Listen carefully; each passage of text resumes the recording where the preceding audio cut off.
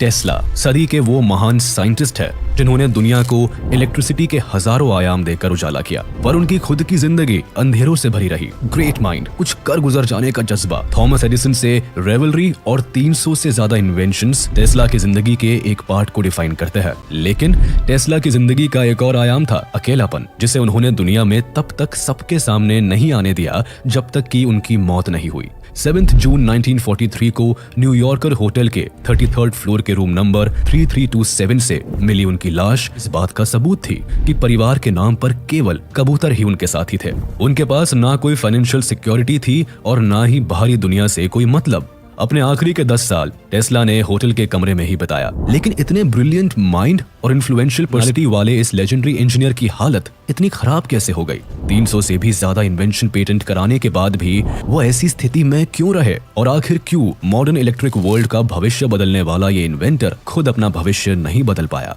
10 जुलाई 1856 को क्रोएशिया की तेज आंधी और लाइटनिंग के बीच एक बच्चे का जन्म हुआ, जिसके पैदा होते ही मेड ने उसे चाइल्ड ऑफ डार्कनेस कह दिया। लेकिन उसकी माँ का बिलीफ था कि उनका बच्चा रे ऑफ लाइट बनेगा। ये बच्चा कोई और नहीं बल्कि खुद निकोला टेस्ला थे, जिसकी किस्मत जन्म से ही रोशनी से जुड़ी गई थी। निकोला अपने बड़े भाई से सबसे ज्यादा प्यार करते थे। जब वह 5 साल के थे तब घोड़े से गिरकर उनकी मौत हो गई थी, और ये एक ऐसी घटना थी जो उनकी जिंदगी भर का ट्रॉमा बन गई। वह कभी इस दर्द से उभर नहीं पाए और कहीं ना कहीं इसी वजह से वह जिंदगी भर अकेलापन भी महसूस करते रहे। कुछ यही हाल उनके माँ बाप का भी था। टेस्ला के पापा पेशे से प्रीस्ट थे और उनकी माँ क्राफ्ट टूल्स और मैकेनिकल अप्लायंसेस बनाना जानती थी। उनकी creative abilities and memorising power कमाल की थी। टेस्ला को भी ये एबिलिटीज अपनी माँ से विरासत में मिली थी। भाई के अलावा निकोला की दोस्ती पढ़ाई लिखाई से थी। 1862 में जब वह अपनी फैमिली के साथ सिटी ऑफ गॉस्पिक में शिफ्ट हुए तो वहाँ उनकी स्कूलिंग स्टार्ट हुई और वह अपनी क्लास के सबसे होशियार बच्चे थे जो हर सब्जेक्ट में A ग्रेड से पास करते थे। टीचर्स भी निकोला के ब्रिलियंट माइंड को अप्रिशिएट करते थे। 1870 में वो हायर स्टडीज के लिए कार्लोवेक मूव कर गए। यहाँ भी वो फिजिक्स, मैथ्स जैसे सब्जेक्ट्स की पढ़ाई करते थे। टेस्ला फ्रेंच और जर्मन जैसी भाषाओं को बोलना भी जानते थे। ये उनकी इंटेलिजेंस का ही सबूत था कि वो इंटीग्रल कैलकुलस को अपने दिमाग में ही सॉल्व कर लेते थे। उनकी इस एबिलिटी को कई टीचर्स चीटिंग समझते थे, लेकिन वो एक ऐसे स्टूडेंट थे जिन्होंने 4 साल की ग्रेजुएशन की पढ़ाई को केवल 3 सालों में ही कंप्लीट कर लिया था। उनका इंटरेस्ट इंजीनियरिंग की पढ़ाई की तरफ ज्यादा था, लेकिन उनके पापा उन्हें प्रीस्ट बनाने की ख्वाहिश रखते थे। फिर अपने बेटे के सपनों के सामने उन्होंने ये इच्छा भी तोड़ दी जब एक बार निकोला कोलेरिया से पीड़ित हो गए। इस बीमारी से उनका बच पाना मुश्किल लग रहा था। तब बेटे को दर्द में देखकर उनके पापा भी वादा कर बैठे कि अगर वह ठीक हो गए तो वो उन्हें इंजीनियरिंग की पढ़ाई के लिए भेज देंगे, और हुआ भी ऐसा ही। इंजीनियरिंग की पढ़ाई में मानो निकोला ने जीने की नई उम्मीद झोंक दी। वो जल्द ही रिकवर हो गए और निकल पड़े उस राह पर जो उन्हें इलेक्ट्रिक इन्वेंशन करीब ले जाने वाली थी। 19 साल की उम्र में निकोला ऑस्ट्रिया के पॉलीटेक्निक इंस्टीट्यूट में इलेक्ट्रिकल इंजीनियरिंग पढ़ने चले गए और जल्दी ही वहां के स्टार स्टूडेंट बन गए। फर्स्ट ईयर में उनके हाईएस्ट मार्क की बदौलत डीन भी उन्हें स्टार स्टूडेंट कहने से रोक नहीं पाए, मगर उनकी ये ब्रिलियंट स्कॉलर की इमेज को भी ग्रहण लगते देर नहीं लगी। फिजिक्स की क्लास में एक बार प्रोफेसर से उनकी डायरेक्ट करंट मोटर्स को लेकर कहासुनी हो गई। टेस्ला ने डिजाइन में कई फ्लॉज होने की बात कह दी। उनका मानना था कि अल्टरनेटिंग करंट से मोटर को और एफिशिएंट बनाया जा सकता है, लेकिन प्रोफेसर उनकी बात से सहमत नहीं हुए। ये घटना टेस्ला के लिए लाइफ चेंजिंग साबित हुई। उन्होंने अपनी ही थ्योरी को प्रूव करना ही अपना मिशन बना लिया। अगले 6 साल टेस्ला एक ऐसी हाइपोथेटिकल मोटर के बारे में सोचते रहे जो अल्टरनेटिंग करंट से चलती हो। ये थॉट उनके लिए एक ऐसा ऑब्सेशन बन गया कि वो कॉलेज स्टडीज पर फोकस नहीं कर पाए, साथ ही गैम्बलिंग के एडिक्शन में फंस गए। ऐसे में उन्हें नर्वस ब्रेकडाउन से गुजरना पड़ा और वो कॉलेज से ड्रॉप आउट हो गए।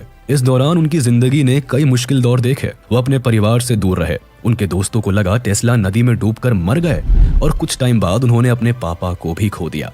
1881 में जब टेस्ला अपनी हालत से उभरकर बुडापेस्ट आए तो उन्हें अमेरिकन टेलीफोन एक्सचेंज में काम मिला। यहाँ उन्होंने ड्राफ्ट्समैन के तौर पर काम करना तो शुरू किया, लेकिन उनका माइंड अभी भी एसी करंट थ्योरी पर इतना फोकस था कि एक दिन पार्क में टहलते हुए उनके दिमाग में रोटेटिंग मैग्नेटिक फील्ड के प्रिंसिपल से चलने वाली एसी मोटर का कॉन्सेप्ट आया। इमेजिनेशन और मेमोरी पावर तो टेस्ला की कमाल थी ही। उन्होंने अपने दिमाग में इस नक्शे को बसा लिया और वो समझ गए कि ये काम कर सकता है। किस्मत ने फिर टेस्ला का रास्ता साइंस की तरफ मोड़ दिया। 1882 में टेस्ला को कॉन्टिनेंटल एडिसन कंपनी में जॉब मिली एंड वो पेरिस शिफ्ट हो गए। ये एक ब्रांड न्यू इंडस्ट्री थी और काम इंडोर लाइट इंस्टॉलेशन का था। यहाँ भी टेस्ला के टैलेंट ने ब्रांच मैनेजर को इम्प्रेस कर दिया। 2 साल की कड़ी मेहनत के बाद वो वक्त भी आया जब टेस्ला को एडिसन की न्यूयॉर्क ब्रांच में वर्क करने का ऑफर मिला।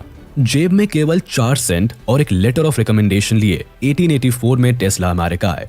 और जल्द ही उनकी मुलाकात इलेक्ट्रिक बल्ब के इन्वेंटर थॉमस एडिसन से हुई। शुरुआती दौर में दोनों ही महान वैज्ञानिक एक दूसरे से काफी इंप्रेस हुए, लेकिन ये दोस्ती राइवलरी में बदलते देर नहीं लगी। एक साथ काम करते हुए जहां टेस्ला को एडिसन के काम करने का तरीका बिल्कुल अजीब लगा, क्योंकि वह कई परम्यूटेशन कॉम्बिनेशन लगाकर वर्क करते थे। टेस्ला फिजिक्स के फॉर्मूले से उस काम को कम समय में खत्म कर देते थे। ये दोनों इन्वेंटर एक दूसरे से काफी अलग थे। टेस्ला एसी पावर्स की तरफ काफी अट्रैक्टेड थे, जो लार्ज अप्लायंसेस और लॉन्गर डिस्टेंस तक लाइट प्रोवाइड कर सकती थी, लेकिन एडिसन केवल डीसी लाइट पर काम करते थे, जो छोटी डिस्टेंस और स्मॉल लाइटिंग डिवाइसेस को पावर दे सकती थी। एडिसन जानते थे कि टेस्ला का AC power work DC power की सेल को इफेक्ट कर सकता है, इसीलिए उन्होंने एसी मोटर्स के इंजीनियरिंग वर्क को कभी तवज्जो नहीं दी। उल्टा उन्होंने टेस्ला के सामने $50,000 का ऑफर रखते हुए उन्हें एक बेहद ही इंटरेस्टिंग टास्क सौंपा। ये काम था डीसी जनरेशन प्लांट्स में इंप्रूवमेंट्स का। एडिसन का कहना था कि अगर टेस्ला इसमें सफल हुए तो वो इनाम तौर पर उन्हें $50,000 देंगे। एडिसन इस गुमान में थे कि टेस्ला इस नियर टू इम्पॉसिबल टास्क को नहीं कर पाएंगे, लेकिन उन्हें झटका तब लगा जब कुछ ही महीने के अंदर टेस्ला ने इस काम को हकीकत में बदल डाला। टेस्ला इस प्रोजेक्ट को पूरा करने के लिए रोजाना सुबह 10 बजे से अगली सुबह 5 बजे तक मेहनत करते और ऑफिस में ही सोते। अपनी इस कड़ी मेहनत से सक्सेस मिलने के बाद जब वह रिजल्ट्स लेकर एडिसन के पास पहुंचे तो उन्होंने ये कहकर उन्हें पैसे देने से मना कर दिया कि वो तो बस एक अमेरिकन जोक मार रहे थे। इस धोखे और निराशा से अफेक्टेड टेस्ला ने एडिसन की कंपनी को टाटा बाय बाय कर दिया। लेकिन यही से दोनों के बीच असली राइवलरी की शुरुआत हो गई, बल्कि यही से AC DC war of current की शुरुआत हुई। 1885 में टेस्ला ने खुद की इलेक्ट्रिक कंपनी की शुरुआत करनी चाहिए, लेकिन यहाँ भी धोखेबाजी के सिवाय कुछ उनके हाथ नहीं आया। दो बिजनेसमैन रॉबर्ट लेन और बीए व्हील ने टेस्ला को अपनी लाइट मैन्युफैक्चरिंग कंपनी में काम करने के बदले उनके एसी मोटर इंडक्शन में इन्वेस्ट करने का वादा किया। टेस्ला ने दिन रात एक करके आर्क लाइटनिंग सिस्टम पर काम किया और उनकी इस टेक्नोलॉजी को काफी अप्रिसिएशन भी मिला, लेकिन काम खत्म होते ही दोनों बिजनेसमैन ने टेस्ला से पल्ला झाड़ लिया। टेस्ला के पास ना तो पैसे बचे थे और ना ही उसका अपने पेटेंट पर कंट्रोल रहा। हालात इतने खराब हो गए थे कि टेस्ला को $2 दिहाड़ी पर गड्ढा खोदने का काम तक करना पड़ा। और 1886 वो दौर था जब टेस्ला को अपनी हायर एजुकेशन, साइंस, लिटरेचर और मशीन नॉलेज एक मजाक लगने लगी थी। जाहिर था कि इतनी ब्रिलियंसी के बाद भी इस महान वैज्ञानिक को बार बार असफलता, धोखे और निराशा से गुजरना पड़ा। उनकी इस बदनसीबी को किस्मत का साथ तब मिला जब उसकी मुलाकात वेस्टर्न यूनियन के सुपरिटेंडेंट एल्फ्रेड ब्राउन और न्यूयॉर्क अटॉर्नी चार्ल्स पेक से हुई। टेस्ला के यूनिक आइडियाज और पेटेंट ने चार्ल्स और एल्फ्रेड ब्राउन को इम्प्रेस कर दिया। इन दोनों ने टेस्ला को फाइनेंशियली सपोर्ट करने के साथ उनके पेटेंट को हैंडल करने का जिम्मा उठाया और तीनों ने मिलकर टेस्ला इलेक्ट्रिक कंपनी को एस्टैब्लिश किया। टेस्ला अब इंडक्शन मोटर्स बनाने में लग गया और दिन रात की मेहनत के बाद मई 1888 को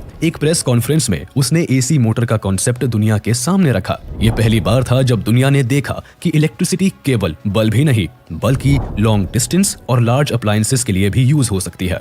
टेस्ला के इस इन्वेंशन ने कई लोगों का ध्यान अपनी तरफ खींचा। एक बड़े एंटरप्रेन्योर जॉर्ज वेस्टिंगहाउस भी टेस्ला के एसी विजन से काफी इंप्रेस हुए और उन्होंने इस प्रोजेक्ट को फाइनेंस करने का जिम्मा उठा लिया। टेस्ला की सक्सेस जिससे पहले उसके लिए पॉपुलैरिटी लेकर आती, उससे पहले ही एडिसन की बुरी नजर और चालबाजी इस प्रोजेक्ट के लिए मुसीबत बनकर टूट पड़ी। अपने कमर्शियल लॉस का बदला लेने के लिए एडिसन ने एसी करंट के खिलाफ कई डिग्रेडेड कैंपेन चलाए।